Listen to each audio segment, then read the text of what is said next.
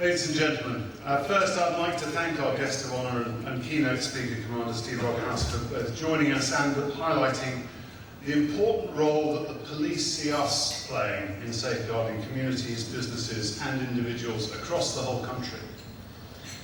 It's very reassuring to hear that the private security industry is recognised by police forces as important partners as budgets remain under pressure.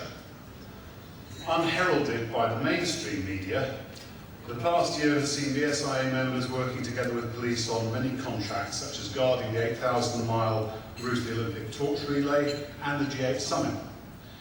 As well as these high-profile examples, many members enjoy long-standing relationships with their local forces, helping tackle ongoing public safety and security threats in local communities with a wide variety of services. But going back to Steve's point, how can we help the police deliver more for less? Senior policemen acknowledge that they police by public consent, and public trust and reputation are absolutely critical factors for working with them. This has become even more true with the elected police and crime commissioners, some opposed to the private sector in principle, often with limited understanding of the industry's capabilities. The BSIA has been tackling this head-on through a series of parliamentary roundtable events with MPs, PCCs and local government representatives, designed to dispel the myth of a privatised police force, which some like to state. Trust and accountability remain the focus of discussions, but the BSIA's efforts promoting the ability of members through case studies of success are gaining ground. And I look forward to the support of all members to ensure that this momentum is maintained. Ensuring this partnership can flourish is important for us all. Commander Roghouse's comments about the pressure of more for less is also a common theme in this time of austerity, and most customers are feeling it. But it particularly concerns me for the private security industry, and let me tell you why. First, a couple of austerity situations to consider where the results and impacts are visible. When tendering for 111 services, the procurement process accepted a bid from NHS Direct at a price that proved undeliverable and blamed the supplier for bidding too low. And when the food industry tried to drive prices too hard, it ended up with horse meat in value products. These cases ended up damaging all parties without it being clear necessarily who was to blame. Now, last year's SRI study highlighted that the authority of customers' security managers relative to procurement was declining. This year's, yet to be published in full, investigates the impact of bundling and implies that how security is procured is very varied and unclear. This means we have a less knowledgeable customer, often, a more confused procurement picture, a market where success means nothing happens, and austerity, which wants more for less. This is a very dangerous mixture. So what should we do when we're asked to deliver more for less? And the answer is not to blame procurement, who, although they push hard, need to know their suppliers are sustainably profitable. First, if we are to preserve quality and reputation, the only safe way to do things is to do things differently. I believe that as a regulated service, where technology and people work together in policing and the private security industry to manage risk, security is a separate service that should be procured as such. Different then needs customers to design their budgets and procurement to allow supply groups to provide all the tools that manage risk and the best route to reducing cost, rather than trying to commoditize the elements. Many members have been trying to convince the market of this for a long time, but I hope the BSIA can promote case studies that ensure more customers start to listen. But the second is if suppliers are in a commoditized tender, as we often find ourselves.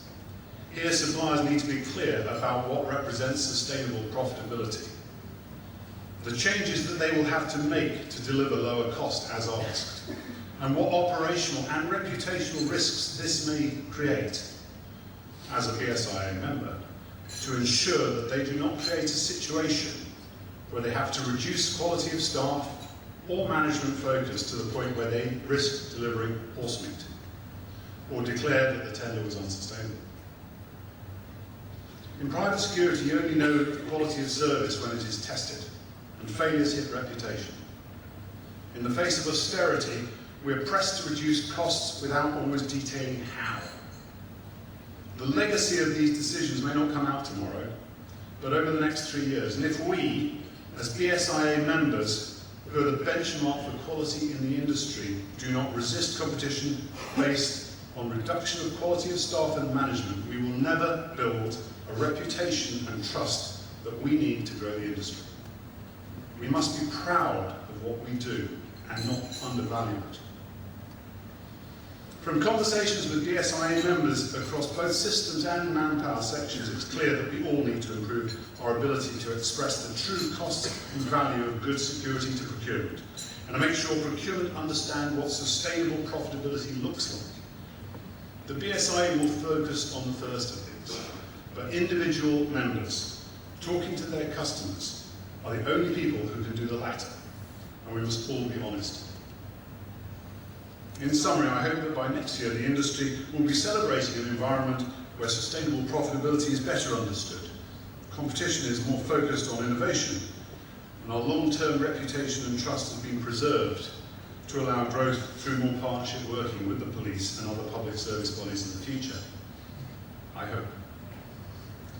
But I'd like now to turn to some of the highlights of the year for the BSIA. First, strategy.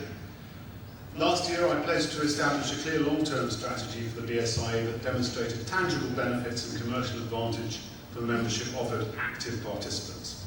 And I'm pleased to report this is progressing with definition of what the BSIA does for the industry, what 6 specific capabilities the BSIA offers to support section members, and what sections should be expected to do for the BSIA.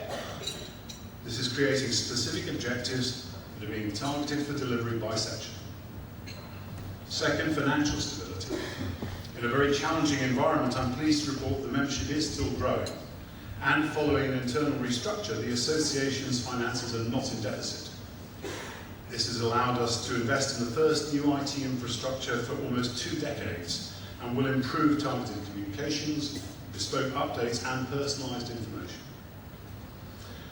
Financial stability was also helped by the most significant step this year, the partnership with Skills for Security.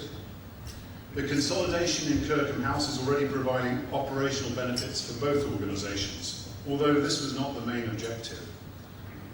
Consistent with the BSIA's long-term commitment to industry quality and professionalism, the partnership is about enabling the BSIA to drive occupational standards and training support for the industry. Skills for Security has had many recent successes, such as training 5,300 security people for the London Olympic and Paralympic Games. But a surprisingly small number of BSIA members are customers. I look forward to seeing the relationships develop over the coming year. Third, supporting the industry. Linked to the parliamentary roundtables, the BSIA has continued to lead the Security Regulation Alliance. Since the industry rejected the abolition of the BSIA in October 2010, the alternative new regulatory regime has had strong endorsement in the recent Home Office consultation.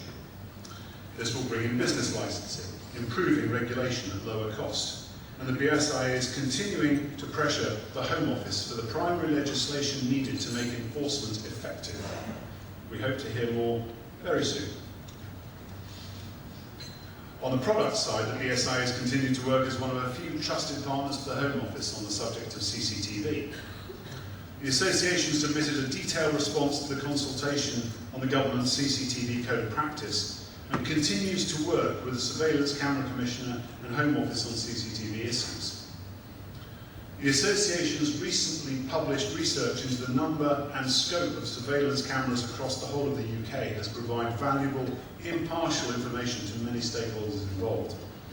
And I'm sure that this work will continue to flourish under the BSIA's new Vice Chair, Pauline Nordstrom. And fourth, supporting members. This is where we must crystallise what the BSIA only does for members, and I think we are making progress.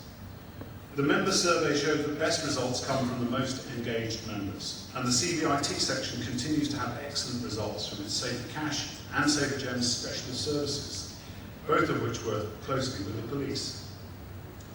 We're working to develop our affinity services, which should be of particular value to smaller members, and believe that the increased number and scope of events has been very successful.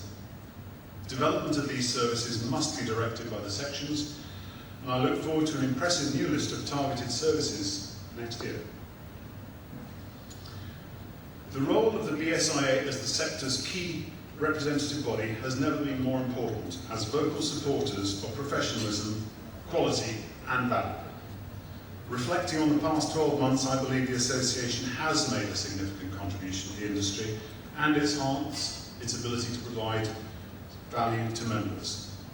It's very fortunate to have members and staff with a commitment, dedication, technological innovation and high standards of service as celebrated by our award winners earlier and demonstrated by many as our unsung everyday hero staff daily. And it's for those staff and all our customers I would like to repeat my key marketing message. Customers, design procurement and allow us to provide risk management solutions. Members, ensure customers understand sustainable profitability and allow you to save money from innovation, not risking our industry's reputation and public trust by reducing quality and risking having delivered awesome meat when it matters most. In closing, I'd like to offer my thanks to everybody here today and to the many members whose commitment and support in sections and working group have helped to deliver so many successes for the BSIA in the past year. It's only with your belief that the BSIA can continue to deliver the support, representation and guidance that our members truly deserve. Thank you very much.